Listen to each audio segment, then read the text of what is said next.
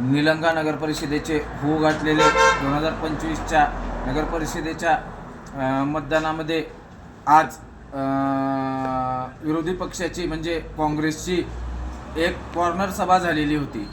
त्या कॉर्नर सभेमध्ये देवणीतील एका काँग्रेसच्या कार्यकर्त्याने देवणीच्या विकासासाठी आम्ही पूर्णपणे सहमत आहोत किंवा आमच्यामुळं विकास झाला हे भर सभेत बोलून दाखवलं।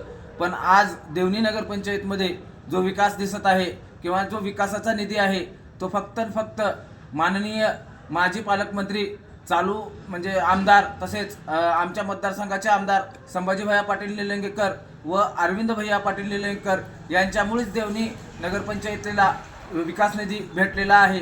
जवळपास 48 कोटी रुपयाची पाणी पुरवठ्याची जी योजना आहे ती भैयाच्या पत्रामुळे आणि भैयाच्या पाठपुराव्यामुळे देवणी नगरपंचायतला मिळालेली आहे। तसेच वैशिष्ट्यपूर्ण बजेट आणि इतर काही बजेट म्हणजे बऱ्याच काही 2-3 कोटी रुपये बजेट भैयाने देवणीसाठी दिलेला आहे।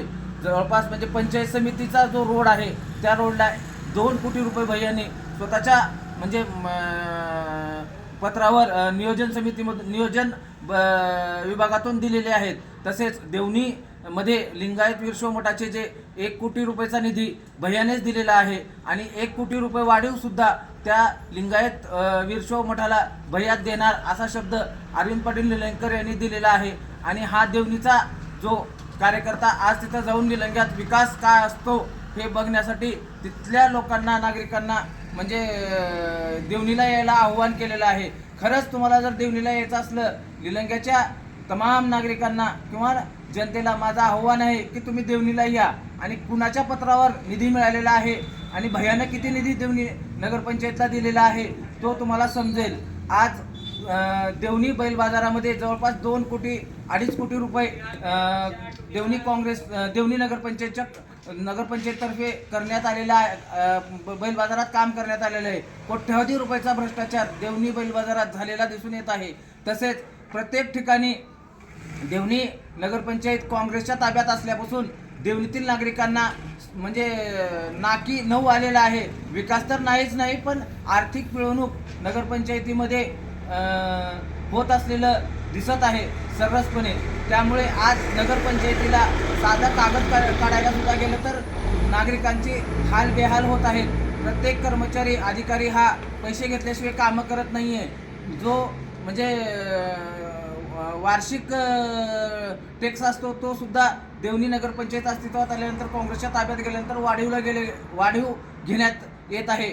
त्यामुळे देवणीतील काँग्रेसचे कार्यकर्ते निलंग्यात जाऊन विकासाच्या गप्पा मारण्यापेक्षा देवणीत काय करता येतंय आणि स्वतःच्या अस्तित्वाने किती निधी आणल्यात हा सिद्ध करून दाखवावे।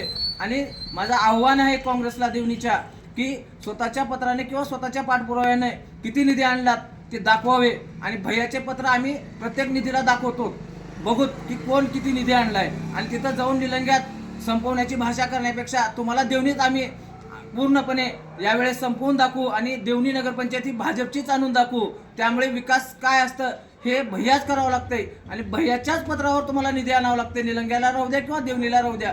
त्यामुळे माझं तमाम निलंग्यातील जनतेला व नागरिकांना आव्हान आहे की येणाऱ्या 20 तारखेला आपण कमळासमोरील बटन दाबून संजयराज हलगरकर नगराध्यक्षपदाचे उमेदवार आहेत आणि इतर 23 नगरसेवक यांना प्रचंड मताने तुम्ही निवडून द्यावे आणि त्यांना निवडून दिल्यानंतर खरंच तुमचा विकास होणार आहे। त्यामुळे माझं आव्हान आहे की तुम्ही कमळ या बटनासमोरील बटन दाबून भारतीय जनता पार्टीच्या सर्व उमेदवारांना बहुमताने विजयी करावे।